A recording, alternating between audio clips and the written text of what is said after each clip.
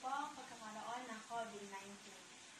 Ngayon ay tuturuan ko kayo ng mga mahalagang paalala upang makaiwas dito. DSWD.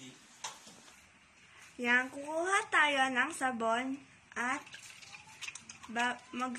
maghuhugas kayo ng kamay sa loob ng 20 segundo.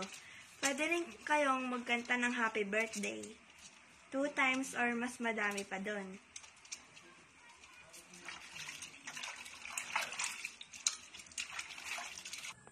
Paglalabasin tayo ng bahay, magsuot ng mask upang may 90% kang protection. At ang face shield para magkaroon ka naman ng 99% na protection laban sa virus. Samahan mo rin ng 1 metrong layo sa katabi mo upang magkalayo lang kayo. Tayo rin ay mag-alcohol upang isanitize ang inyong kamay. Para din itong mapatay ang mga virus, pwede rin kayong gumamit ng hand sanitizer.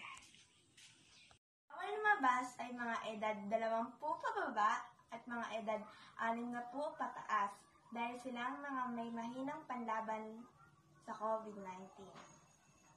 Idagdag mo na rin ang mga buntis, mga may sakit sa puso, at may mga hika, or marami pang iba.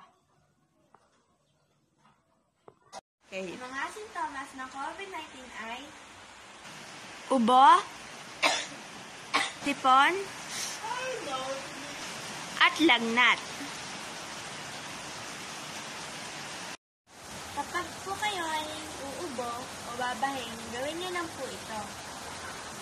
Gawin niyo lang ito upang hindi kayo makahawa. Dahil nakakahawa kayo sa pamamagitan ng inyong droplets. Lahat ay pwedeng mahawaan, bata man o matanda. Kaya iba yung pag-iingat ang kailangan. Manatili na rin tayo sa ating mga bahay upang hindi manganib ang ating mga buhay. Huwag rin kalimutang palaging paghuhugas ng kamay, magsusuot ng face mask, face shield, at palaging mag-alcohol.